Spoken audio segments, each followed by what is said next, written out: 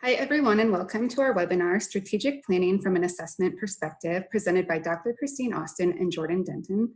My name is Brianne, and thank you for joining us. We're excited to have you all here, and we are really looking forward to hearing from our presenters today.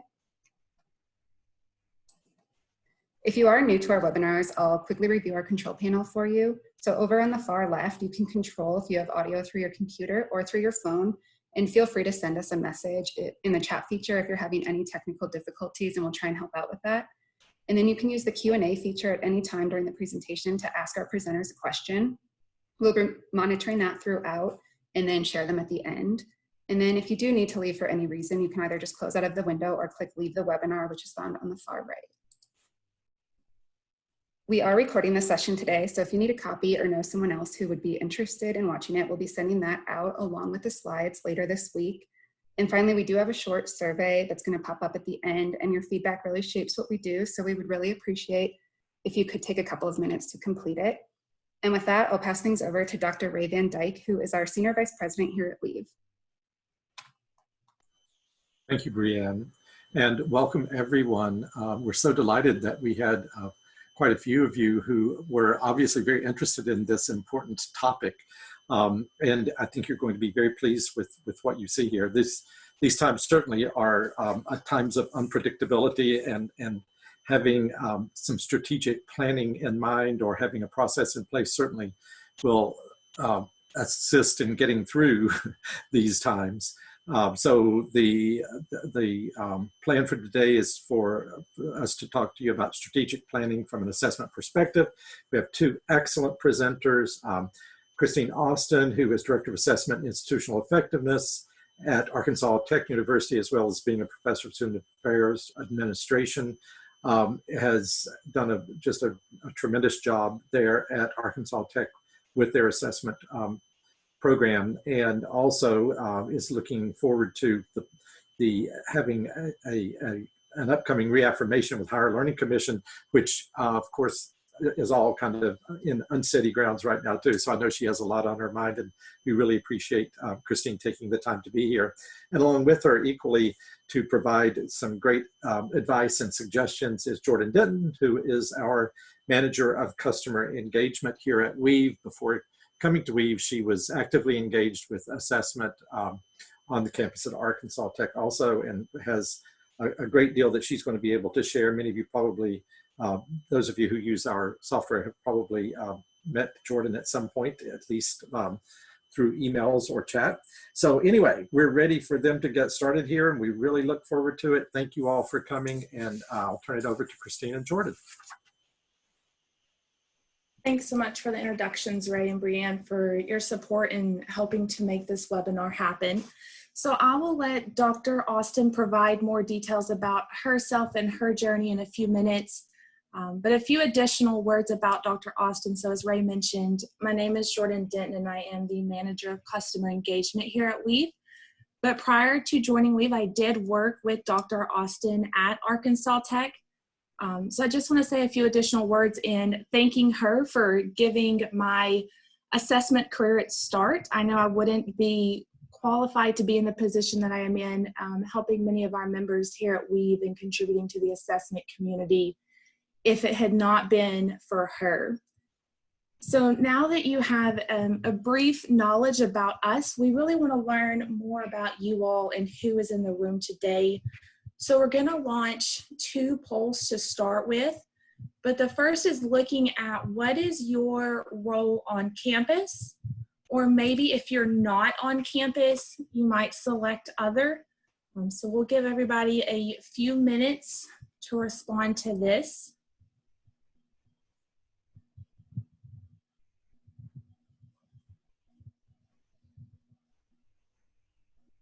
While most of those votes are coming in, just so you can be thinking about the next poll, we really want to learn about how involved is everyone with the strategic plan at your institution. So we have almost all the votes. I'll try and give that just a few more seconds, but if you want to be thinking about what has your role been with the strategic plan at your institution.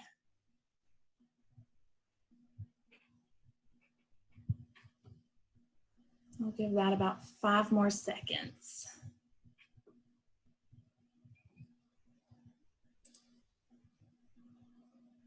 All right. So it looks like most 25% are assessment directors. We also have a lot of IE, IR directors, so maybe those combined roles. I'm glad to see faculty and staff as well as program and department chairs in here, administrators as well, and then others. All right. So again, that next poll, looking at your involvement in strategic planning. Maybe you're not involved at all, and that's why you're here, is to learn how you can contribute to your strategic plan if you're not. Maybe you're involved at the measurement and evaluation stage, so not at that initial planning phase as the strategic plan is being written or planned, but maybe once information, evidence, data is being gathered, maybe you're at that measurement stage, or maybe you do have involvement from start to finish. So throughout the entire strategic planning process. So from planning through that measurement and evaluation.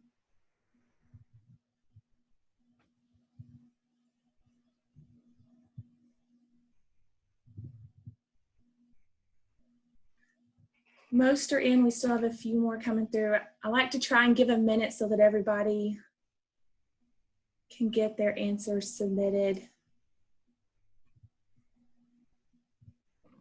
All right.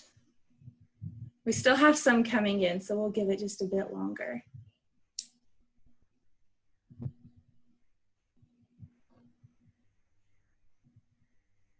right, it looks like that's starting to slow down now. Okay. So almost half, 49%, are involved throughout the strategic planning process. And I really think that's the ideal position to be in. That's where we all want to be. But for the 20% who aren't involved at all, or the 30% that are involved at the measurement stage, that difference may be your position. You know, if you're faculty, staff, program chairs, maybe you're involved, maybe you're not. You might sit on a subcommittee. But if you're in that assessment, IE, IR role, and you're not involved at all, or you're involved at that measurement and evaluation stage, really want to look at that. So thank you for providing that information. We're going to give you a break from the polls for just a minute. And so look at, why are we doing and hosting this webinar specifically on strategic planning, but also specifically now? So over the past few months, based on conversations that we here at Weave have had, that Dr. Austin has had, that I've had with Weave members, but also with assessment colleagues and thought leaders in the field.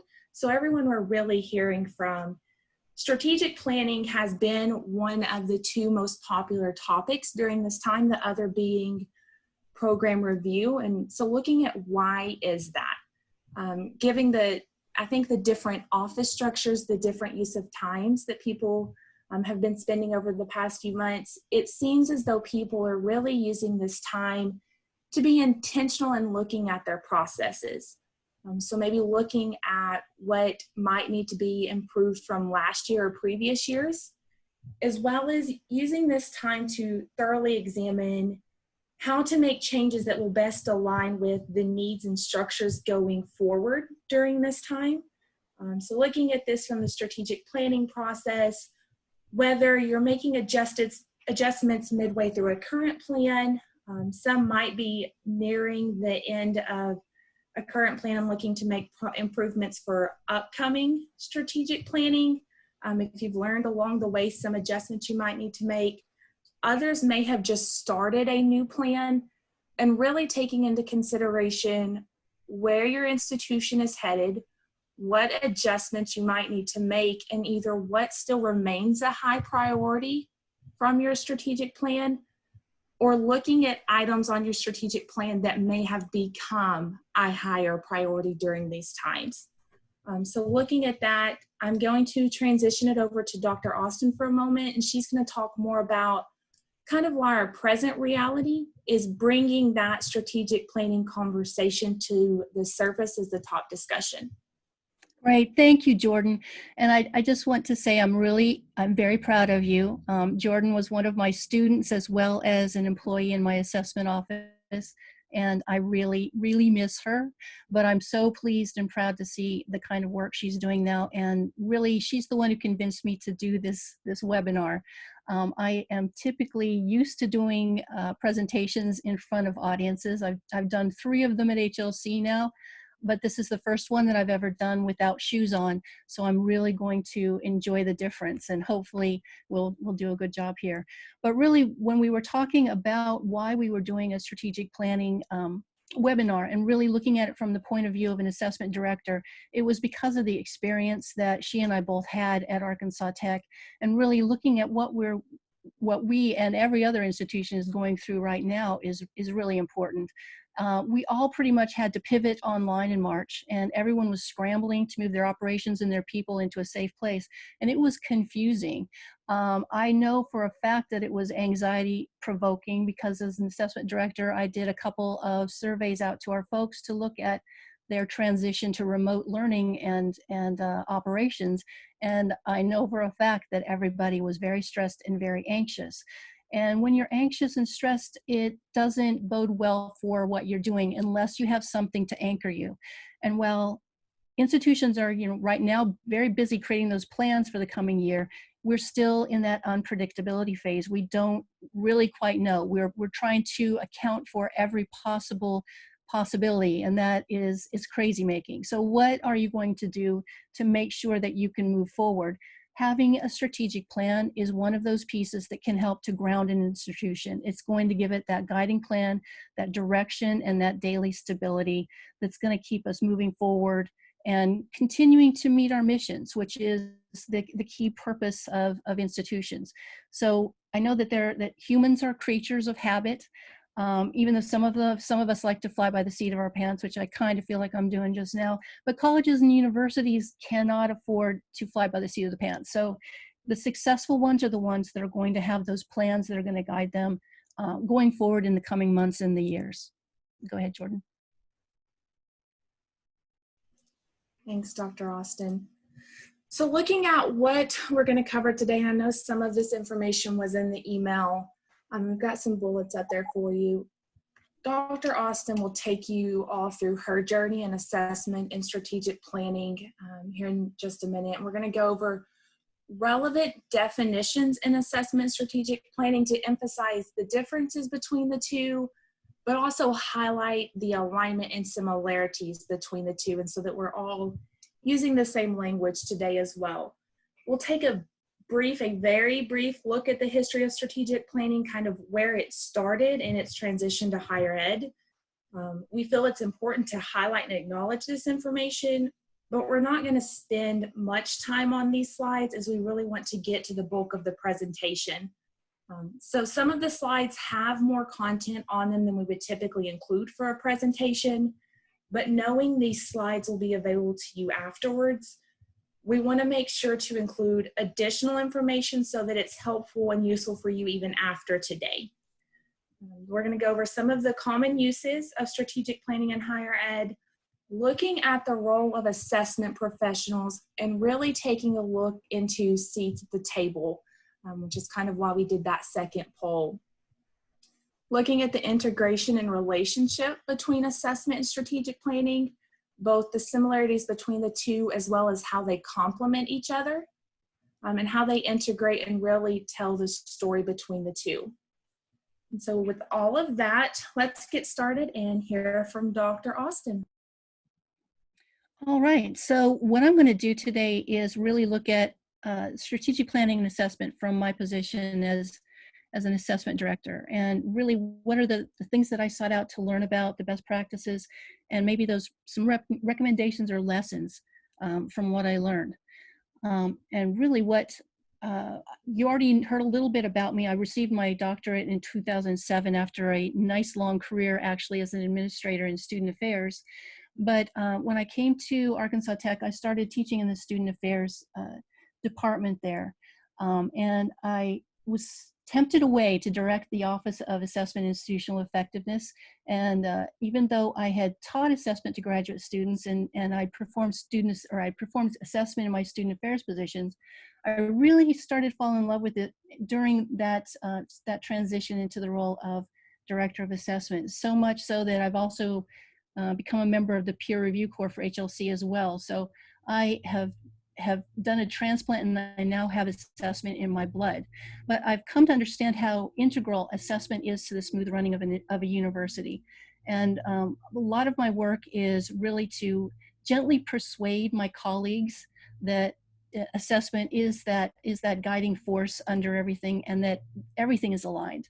So just like most things, assessment is about establishing and maintaining relationships, and then linking and leveraging those commonalities and connections that you make between people and processes. And so I really want to share some of those things that I learned, and hopefully that'll give you something to take away.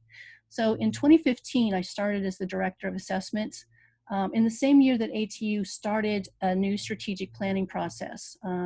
They started it prior to 2016, but they started putting together the groundwork for it. And because I was brand new, I don't know why, but I was not included on the planning committee. So I kind of got to watch it and contribute as the rest of the faculty and staff as a member of the community, and add in my 2 cents as the open forums occurred and people started to deliver the working papers that became the strategic plan in the end. In 2016, when that plan was finalized and approved, I sat down with my assessment specialist as well, and we really looked at the assessment, or looked at the strategic plan, and started marking all of those items that assessment was definitely going to play a part in. And really looking at where we could add value to the strategic planning process.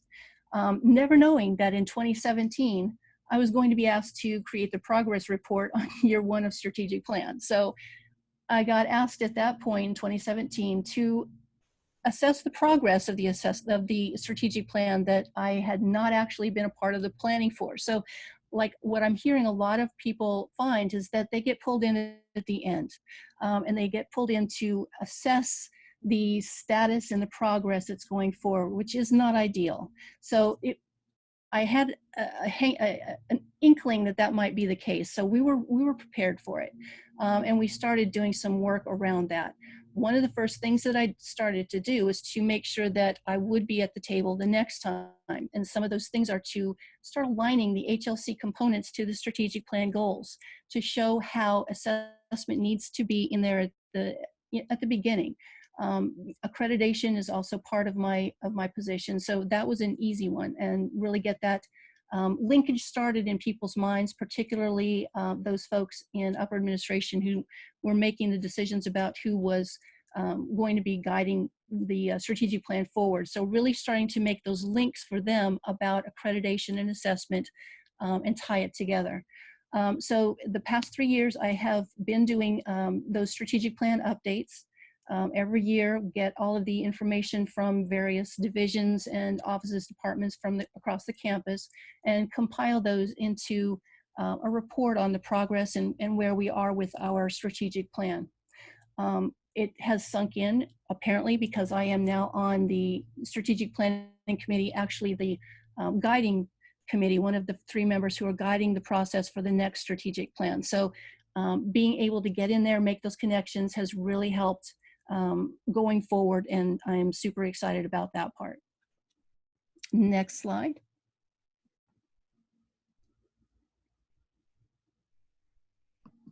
All right, so one of the things we really want to make sure is that we're all on the same page, and this is something that I do a lot of times with different departments when I'm trying to make sure that we all have the same terminology that we're starting with, because if you're not using the same definitions, people get off on a different foot. So you really want to make sure everybody is clear about what we're looking at here. And mission statements, strategic planning, and assessment are those 3 definitions that I want to make sure everybody is on the same page with.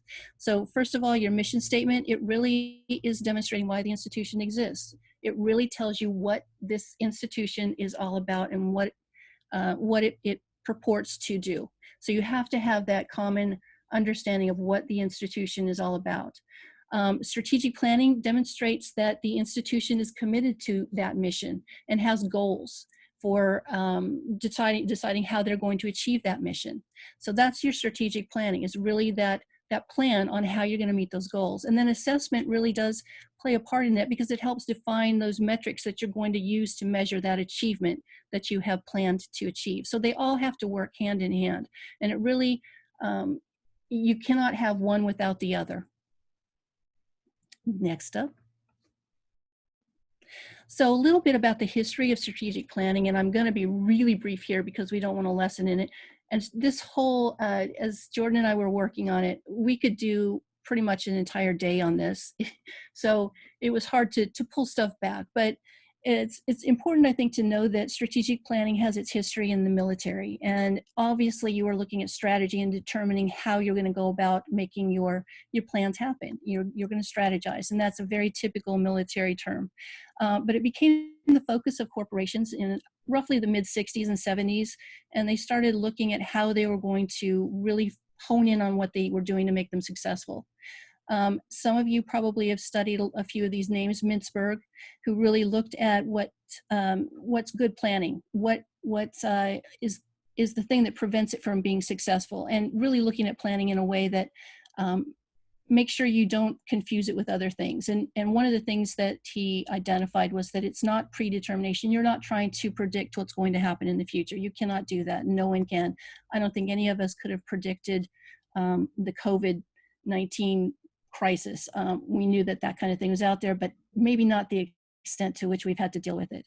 And also then, you don't want to detach your strategy from your operations. They need to go hand in hand. And that's why this is important to talk about, that assessment and strategic planning really play a part, intertwined together. Finally, SENG is a good one. I love knowing that we want to create that culture where everybody feels that they can take a part, and that risk-taking, which when you're starting to look at direction, it really is risk-taking. So we want to make sure that that is encouraged across the campus. Next slide. This is a real quick, and I'm just going to look at very, very shortly. There are a lot of different types of strategic planning. These are just two of them, the rational comprehensive and then the successive limited. And really, they've got nicknames, basically roots and branches. So when you're looking at the roots, what you're looking at is a holistic picture of the institution, really looking at doing some values clarification activities, trying to figure out what your institution is all about to make sure that you're meeting every need, and that those ends are the things you start with. What is it you want to end up with, and then look at what kinds of means you can get to reach them. Looking at branches, that one is more picking it apart and not doing it in a large holistic manner, but really looking at a selection of various areas and doing that planning in that way. It's really more of the learning by doing rather than using theory to try and make that holistic picture. Next slide. All right, thanks. So before we look at the next slide, we want to pause and ask a poll here, looking at what obstacles have you encountered around strategic planning at your institution? This one is multiple choice. There may have been multiple obstacles. If you haven't had any obstacles, you felt like everything ran smoothly, went ideally, gone as expected, there is an option that says everything is rainbows and unicorns covered in glitter. So that means everything was good to go. You felt like there weren't any obstacles. So one of the obstacles, as we saw from one of the initial polls, looking at what is your involvement in strategic planning, is I don't have a seat at the table. Regardless, again, if your position is assessment, i.e. IR director, whether your program chair, faculty, staff, if you feel like you should have had a role at the table or a seat at the table and you did it, maybe you felt like that was an obstacle. And when we say at the table, again, that is the planning phase when the institution is being written. So as Dr. Austin mentioned, there may be open forums for faculty and staff. Maybe that is your way to contribute and be involved. But again, if you weren't at the table in the planning phase and you feel like your role is critical to that. Our strategic plan isn't measurable. So again, if you're looking at strategic planning, and what do we want to accomplish? What is our vision? maybe the thought of how are we going to measure that? How are we going to show and demonstrate that we are, that we're meeting that we're achieving what we've set for ourselves? Maybe assessment wasn't thought about, so it's not measurable. You have a strategic plan, but no way to look at that assessment component for it. Our strategic plan isn't representative of our entire institution. So if there is a program office or a department that feels like they do not have anything to contribute, or they can't contribute to their strategic plan, what they do, the purpose they serve for the institution isn't taken into consideration for the strategic plan, maybe you feel like it's not representative. Our strategic plan is not a living document. So some of the things that I've heard, again, in the assessment community and those that I have worked with over the summer, is that the strategic plan is written and then it's put somewhere that technically people can get to, but there's no discussion around it. It's not an active document. There's not interaction, whether that's, if your strategic plan has a specific web page for your institution so that people can easily access it, look at that anytime.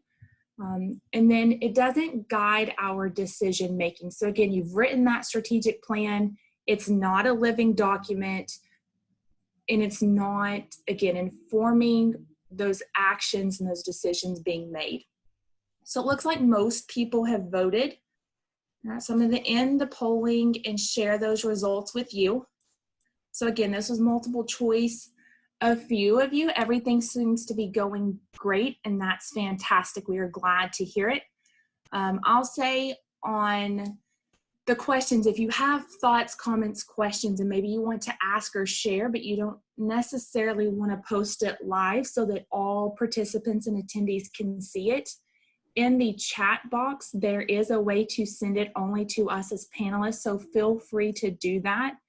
Again, so if you have questions that you want asked, but maybe you don't want your name attached to it, that's one way to do that. Or if everything is going great for you, if you have things that you want to share with the group, while Dr. Austin and I are presenting this webinar today, we really want it to be open dialogue and conversation across the assessment and higher ed community in general. So feel free to do that as well. But the most difficult one seems to be that the strategic plan doesn't guide decision making, followed by people not having a seat at the table. Again, the strategic plan not being measurable, it not being a living document, and it not representing the entire institution. All right. Thank you all for providing that information, and I am going to advance to the next slide and turn it back over to Dr. Austin for a minute. Great. So one of the last pieces in the history that I was looking at was George Keller, who really started to pull strategic planning more into the higher ed realm. And this was in basically the 90s, I believe. And he identified 10 things that higher education strategic planning is not.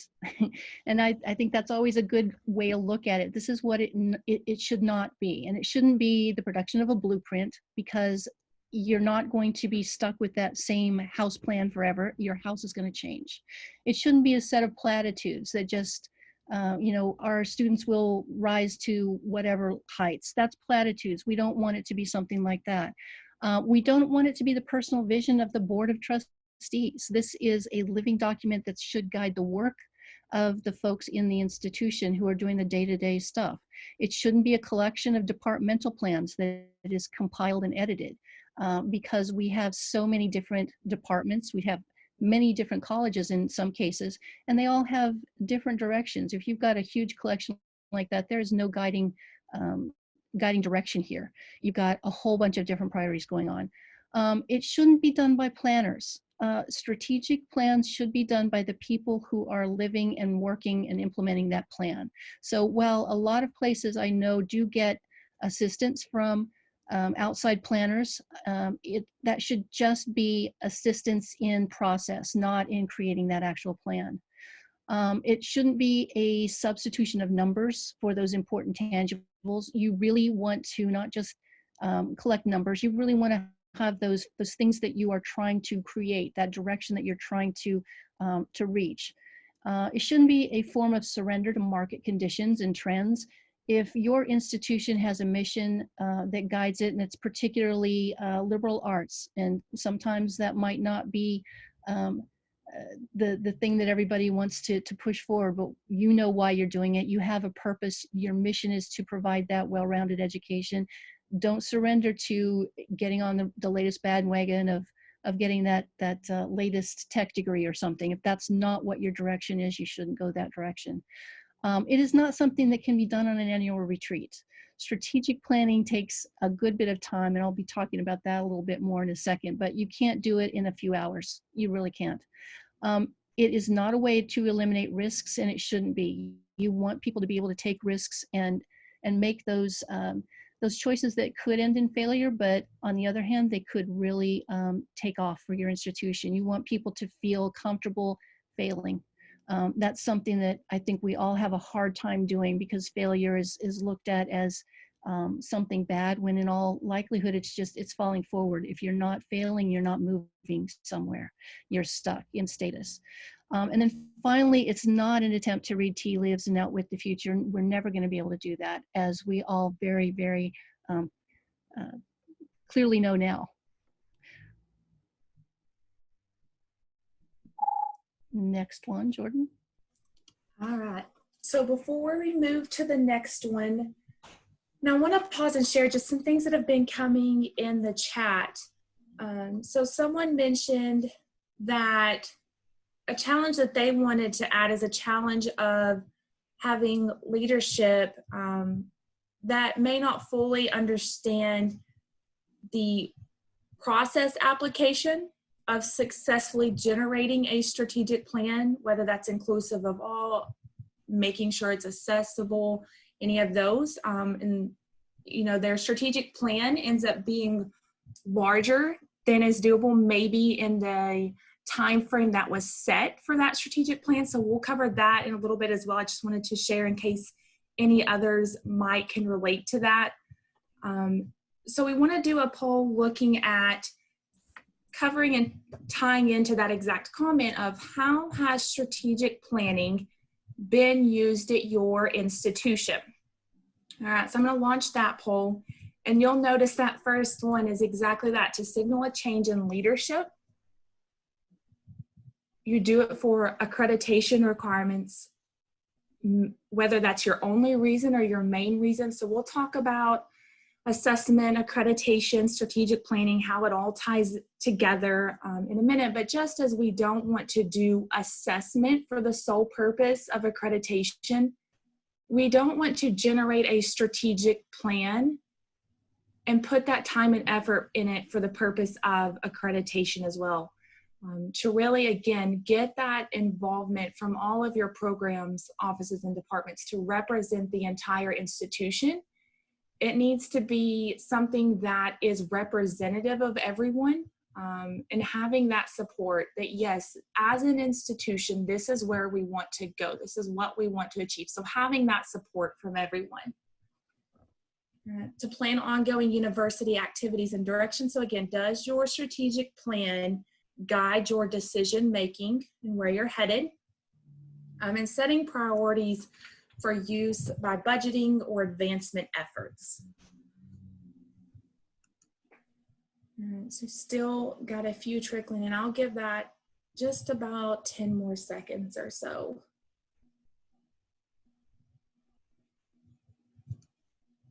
All right, I'm gonna end the poll and share those results with you.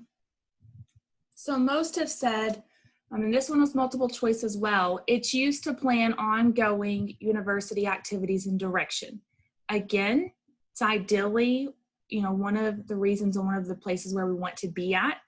But for some, the purpose of complying with accreditation requirements is one of those areas we really want to address and grow upon and kind of move away from. Yes, accreditation is a reason, but it shouldn't be the reason. And we'll talk about those in just a minute too. Signaling a change in leadership is common as well, and setting those priorities. All right. So the next slide is looking at the reasons, and that's why I wanted to do the poll before we shared this slide, is we didn't want it to influence your responses. All right, so looking at some of the reasons, kind of the just because ones, and we have two of the common responses of it being for accreditation, starting a new one because the old one, we had finished and closed the loop on that one, and change in leadership. While these are important to pay attention to, and they certainly have a role and play a part in strategic planning, none of these should be the primary reason. They all have a valid point, but they shouldn't be the main point. So an institution should have a strong strategic plan for accreditation. Reviewers will look at your strategic plan, but their focus is really more on what have you done around your strategic plan, and more importantly, how have you shown, and really are you showing how you're making progress on it? But again, it shouldn't be the driving force. And yes, a new leader typically wants to put their mark on an institution, but it should be a strategic plan for the institution, not a strategic plan for the leadership. And if it's being done correctly in that planning phase, all of these reasons should coincide and fall in place. So these would be good secondary reasons, but your long-term vision should really be the focus. So looking at those more meaningful reasons, again, setting that long-term direction, those university priorities, such as activities and direction, identifying and targeting that market that your institution serves. Each institution has its own unique purpose, its own population it wants to serve. That's why we all have mission and vision statements.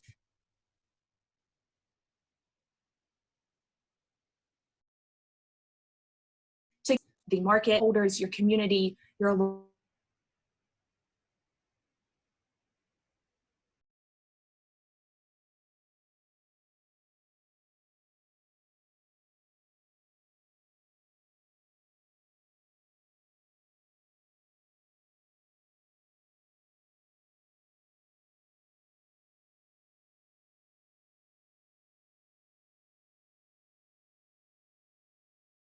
guide everything else that you're doing, again, around assessment. So we'll look at how those integrate together in just a minute.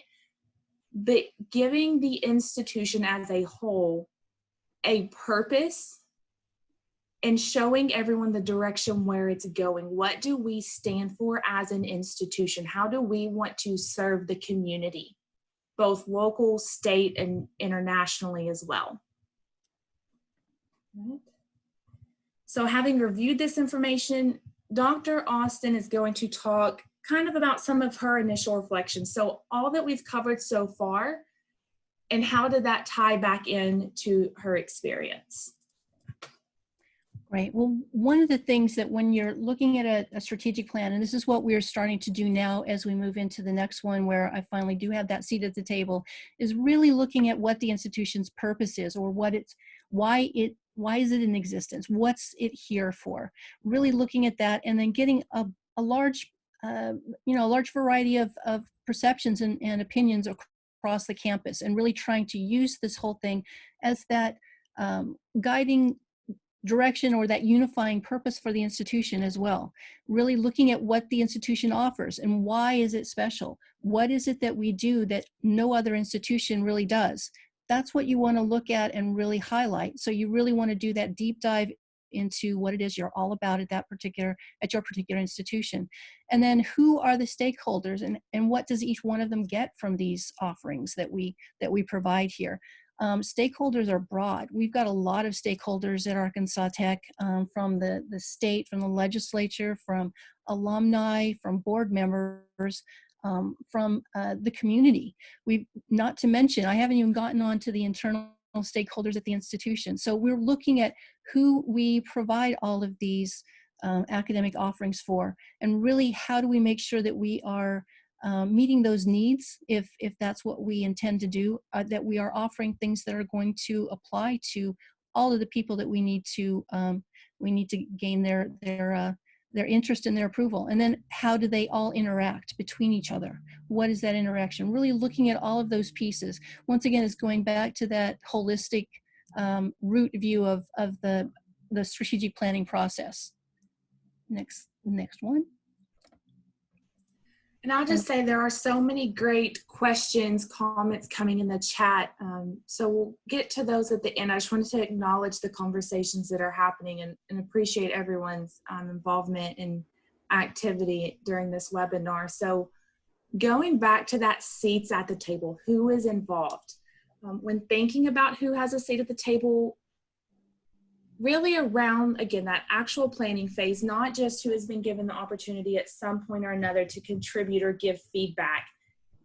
When deciding who that's going to be, ideally you want to think about who is telling your story, both as an institution to others, but also who will be helping to tell the story of your strategic plan as it's ongoing, once it's been completed and you're sharing your successes, talking about where you started, how you've grown during the duration of your strategic plan, and still where you want to go next. So when you look at who is telling and sharing this information, whether that's to potential students, so maybe your current students, to employers of your students, so when your students graduate and they go and get a job and they're telling about their experience at your institution to their employer, to those in the community, talking to alumni, donors back to advancement in budgeting, etc. Who are your advocates and your ambassadors? And whoever it is that is telling your story, and whoever is hearing your story, a sample from those populations, those stakeholders, they should have a seat at the table. And how do you give everyone a seat at the table? Not everyone's going to have a seat at the table. Maybe you have committees for your strategic plan, and then there's subcommittees for those. So again, giving the faculty and staff, students and alumni and board members the opportunity to serve on those subcommittees. Again, going back to open forums to gather that feedback and input, doing white papers. Do you have an open feedback submission process? So during this planning process, is there a way for people to give that feedback, whether it's a form on your website, it's an email they're supposed to contact? Do they know how to give that input? So I've been looking at the questions too while Jordan's been doing her part, and the questions are fantastic, and I want to make sure we get to them. So I'm kind of going to gloss over this, but suffice it to say, this is a fantastic quote from an in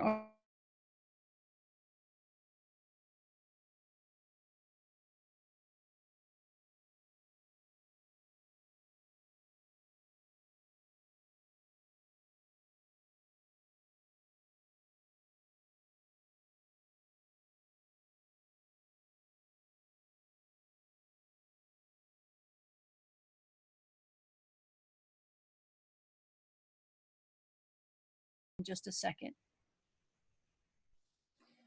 So we've talked about strategic and assessment together throughout this entire presentation. So while strategic planning guides the institution and what they're doing, an assessment guides more of your programs, your offices, departments. Really, they both guide each other. So previous assessment, that should be taken into consideration when writing your strategic plan. And in turn, then that strategic plan should have a part and a place in your assessment. What is it that your programs, offices, and departments are focusing on as it relates to your strategic plan, and in turn, what are they assessing? So if you're looking at the assessment IE role, what you are already doing in your assessment role, when you're working with those programs, offices, and departments, looking at their mission and goals and outcomes, as well as their measures, collecting that data, showing how what they are doing contributes back to those accreditation standards, whether national or programmatic, looking at how that ties back to gen ed outcomes. If you have institutional level outcomes or institutional priorities, maybe you have core values, all that you're doing in assessment, that aligns with how it works for strategic planning as well. So when you're having those conversations, if you don't have a seat at the table, getting to how can you contribute to the strategic plan if you're not in that planning phase, when you're still meeting with those people, faculty, staff, program chairs, department heads, deans, whatever that may be, and you're working with them on that yearly assessment component, working on their program review, helping them with their programmatic accreditation, that strategic plan should also be part of that conversation. If you're doing all of that assessment without talking about the strategic plan, that's a missing component of what they're doing and what they are supposed to be tying back to. So really what we're looking at is strategic planning and assessment, and they're really part and parcel of the same thing. They start both with a mission focus. That mission should help an institution or a unit, either one of them, to define itself and to share with others who they are and who they serve, what they do, and how they will do it. So it really does start with the mission on both ends. A campus that is aware of its mission can build those habits that are going to exemplify the achievement of that mission. So if you can build that culture of continuous improvement, you're going to be able to demonstrate that improvement, that achievement through both the strategic planning and the assessment processes. And they are tied together, as Jordan was mentioning beforehand, so that can become an expected part of daily operations if they are working together. So once you've got that campus with a culture of continuous improvement, and I know it sounds, I'm making it sound really glib and easy. This is super hard. This is the hardest part of getting a campus all working together and aligning all of the parts of strategic planning and assessment. We could go on and on. Budgeting would be another one, which we couldn't add for a good reason, because this is already getting really long. But we really want to try and get that campus with a culture of continuous improvement integrated between planning and assessment, because you need to have that expertise. You need the expertise to assist in the planning and making sure that that plan is being achieved, but being achieved by all of the different assessment opportunities and activities that are taking place across the campus, that you have those ongoing expectations and practices that are going to help to get the plans achieved. So you're going to have different plans that need to be guided by the one plan of strategic planning. You're going to have academic planning, you're going to have resource planning, you're going to have facilities planning. All of those are ongoing practices that will be informed by having one strategic plan for the institution. And they also help to make it everybody's business to improve the process by creating those expectations for planning and assessment and job performance. Now, I noticed in the questions that someone was looking at the assessment becoming an evaluation, and that is not what I'm talking about here. What I'm talking about is everyone realizing that they play a part in the improvement of the institution, not that the plans or the assessment is being used to evaluate them, but that they feel accountability, or they feel responsibility for making sure that the institution achieves those goals that it set forward in its strategic plan. The next 2 points, you really want to make sure that you're including that wide body of constituencies across the campus. That is what is going to build your organizational culture. We all want to be collegial institutions, because you want those opportunities for everyone to have the opportunity to contribute. And that kind of participation takes time. So you want to make sure that you're allowing adequate time for that kind of planning and assessment. You're really looking for plans that are going to be viable for anywhere from 5 to 10 years. It is a worthwhile investment to make sure that they're not so prescriptive that they run out of, you finish them up really quickly, but you want them to guide the direction you go, not to give you an exact roadmap. That's what you're going to do through your assessment. The final 3 points there are really looking at visibility and making sure that everyone can widely see the plan, see its updates, even more importantly, and see where all of the linkages are happening, making sure that your strategic plans updates are linked to assessment so that you know how everything is working, making sure that it's linked to budgetary decisions so you see where the priorities of the institution are. None of this should be a secret. Assessment results really ought to be widely shared across the campus and thoroughly discussed, because if you don't, you're not going to be able to lead to those substantive improvements to student learning. So it's got to be openly and widely discussed.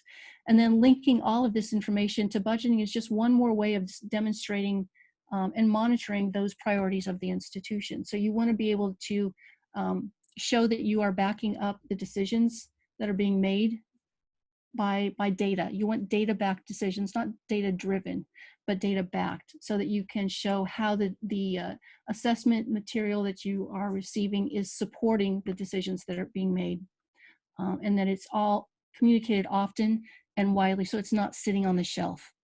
We definitely do not want a plan that just sits on the shelf.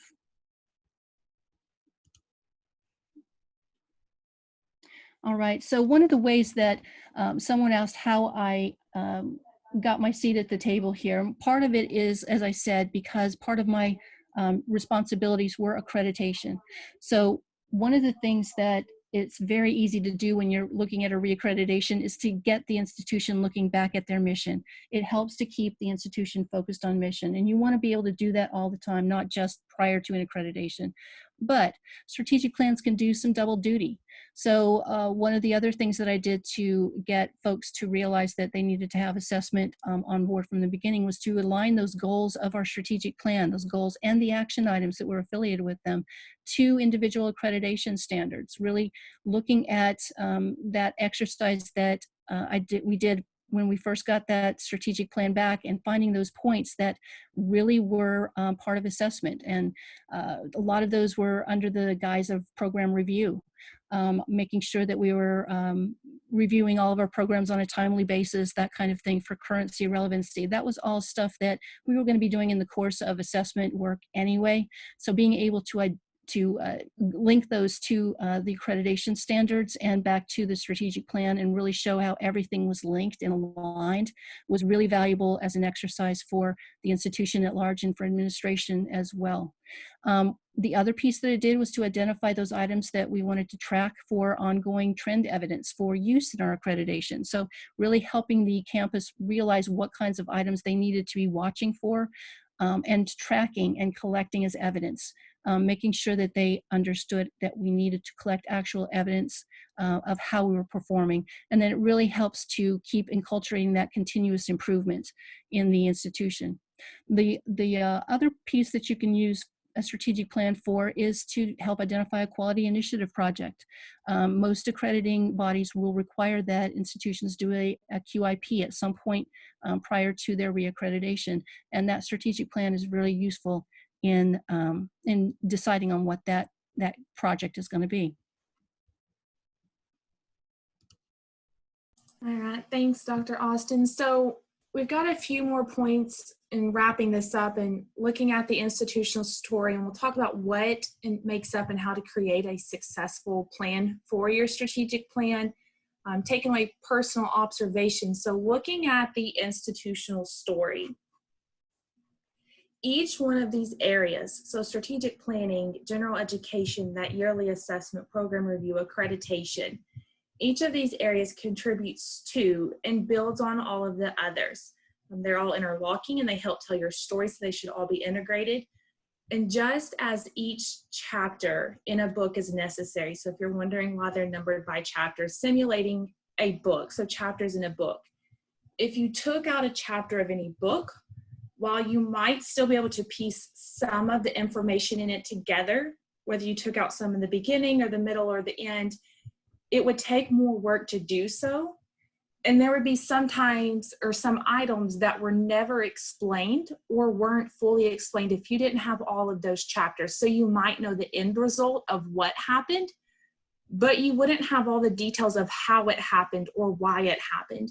And this goes the same for telling your institutional story. So all of the areas must be taken into consideration and integrated into one another when you're telling that story, when you're talking about your institution, in order to provide that comprehensive picture and to tell your full story, to tell your best story.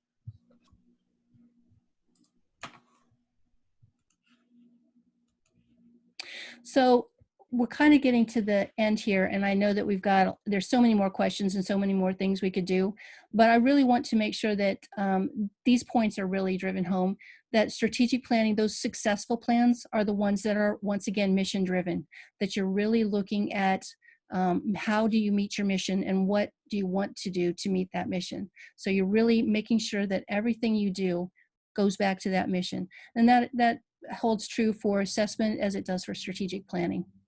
You want to make sure that you're involving everybody that you possibly can, and particularly you want to make sure you're involving the faculty and staff on your campus.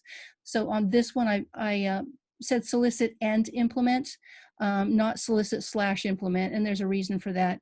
You want to solicit that feedback, but you also want to make sure that you incorporate and use that feedback. You don't get a lot of good feedback going forward from your faculty and staff if you don't incorporate what it is that they want you to think about. So, you know, regardless of whether or not it's going to be all wonderful information, you want to make sure that you are addressing that feedback, and when you can, incorporating it into both your strategic planning and your assessment plans. The next piece is that it's infused throughout the institution, that strategic plan guides everything. It's not just for academics. It's not just for the business and administration area. Your strategic plan should focus or guide the work throughout the institution. Student affairs work is guided by strategic plan. The resources and facilities, all of those pieces really should be guided by the strategic plan, and it's all throughout the institution. You need to make sure that you are reviewing and updating the campus yearly on the strategic plan and its progress, and really revisiting it with the entire campus on a yearly basis. This shouldn't be a document that you create and then put down when, you know, show everybody once it's all done. It needs to be part of the yearly action of the institution. It should be updated if it's not meeting the needs you need, or if something has been worked to death. You should be able to change the focus, just like you would with a successful assessment plan. If you're not seeing a problem in that area, find the places where you need to address things more. Don't just rely on, this is the plan, this is what we have to stick to. They should be flexible enough to adapt to the situations that you're facing at hand, the environment that you're facing. Review them and update them yearly and get that feedback from the campus. And then finally, the progress that you have needs to be supported by evidence. You want to be able to show numbers. You want to be able to show trends. You want to be able to show the data that you are gathering to show the progress on your plan. That is just successful assessment as it is successful strategic planning. So all of those pieces go into creating successful strategic plans. They go into creating successful assessment. And that's another way to pull them all together. So just some final observations that I've had as I've been working in assessment for the last few years. It's really a two-way relationship. And one of the things that I've gotten to be successful with, and as well as making those relationships with all of the different parties who've been involved. And that's definitely key, is making those relationships. But it's a two-way process. You've got to have a strategic plan that informs the direction of your assessment plans. And you've got to have assessment data that will inform your strategic planning process and its progress. So they really work together, and that's one of those key areas that go a long way to helping administrators realize that they play together. This is the same sandbox. We all need to be helping each other. Everything is aligned, and it should all be integrated as well across the campus. One of the other things that I've noticed is that strategic planning sometimes elicits the same phrases that I hear when I talk to departments about assessment. I get resistance to change. Nobody wants to make a change. It's easier to keep things the way they are, but that doesn't move anything forward. It doesn't make progress for strategic planning, and it doesn't make for continuous improvement in your assessment process either. So I also know that there's a lot of fear of making mistakes. For those of you who are assessment directors out there, you know that a lot of getting people to do assessment is making them aware that there's no such thing as making a mistake. You need to try it, you need to do it. You're never going to get anywhere if you're staying in the same place. Goal displacements, priorities are going to shift, and that's going to be just the nature of the game. As long as you're doing continuous improvement, you're going to be moving from one priority or goal to the next. So something that might be more important to one party is probably going to take the backseat in another occasion. So you just have to have that voice and be able to look at deciding those priorities, trying to get up there and make sure that your goals and your priorities are being met at some point, either during the current strategic planning process or in the future process. And then realizing that assessment and strategic planning is not just for top administration. It really guides the work that we do throughout the institution. That the people who own those decisions are the ones who are making the difference and making the changes and the improvements to student learning. And that's what everything is all about. Everybody has a stake in the improvement of the institution. It's not just top administration, and making sure that they're aware of it as much as the faculty and staff are aware that they play a part in that continuous improvement is really important.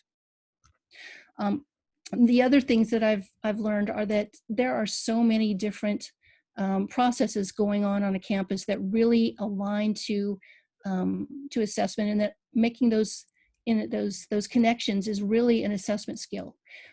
So you are one of the people on campus who knows what's going on in every single area across the campus, and part of getting successful is making those connections for people and having them understand what they're doing is also being done in another area, and that in order to be more efficient, more effective, and use resources in the best way, it's really great to align with other areas or other departments who are doing that same thing and really work together. It gets everybody rowing the boat in the same direction, and that is what's going to make both your strategic plan and your assessment plans successful. So making sure that everybody is playing in the same direction, and that's an assessment skill.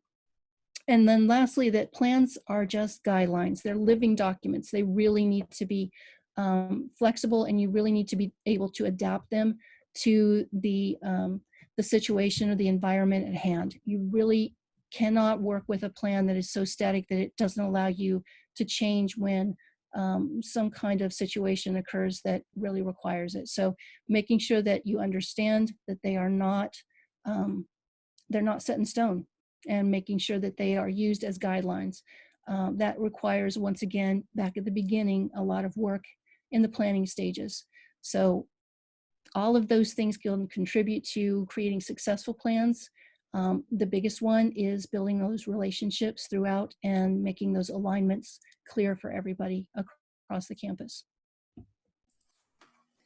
Thank you so much, Dr. Austin. So again, slides are going to be shared. We do have a resource slide if you want to refer back to any of those. We've been trying to answer questions and integrating and incorporating, just because the questions or comments really tied into what we were already presenting on. So we try to integrate those, but any questions that we have not addressed already in the presentation, we will share with the recording that will be sent via email. So if we didn't get to your question, we promise that we will. I know we're a few minutes over, so thank you to everyone that has stayed with us, even beyond. It was a lot of information to cover. This was even doing a brief history and cutting some information out, but again, we wanted to make sure to cover strategic planning in its entirety, as it does cover and incorporate a lot of components. So with that being said, I am going to, again, thank Dr. Austin for joining me in this presentation and being willing to share her experience, her insights with all of you. We do hope that it was helpful. And I'm going to turn it back over to Brianne. Thanks again, everyone.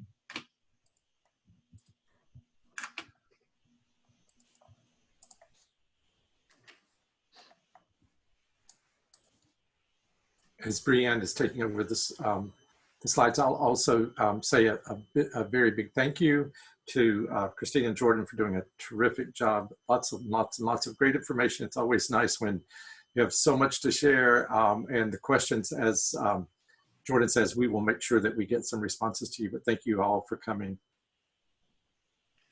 Yeah, thank you to our presenters, and thank you to everyone. Don't forget that we will have a survey popping up at the end. It'll launch in SurveyMonkey, so we'd appreciate if you took a couple minutes to complete that. And then we will be sending out an email with the recording and the slides, as well as the responses to the questions that were submitted. And then please visit our Knowledge Center, which has more free resources, such as guides for download, case studies, and previous webinars. And that's where you'll also find any future webinars posted. So we hope to see you again soon.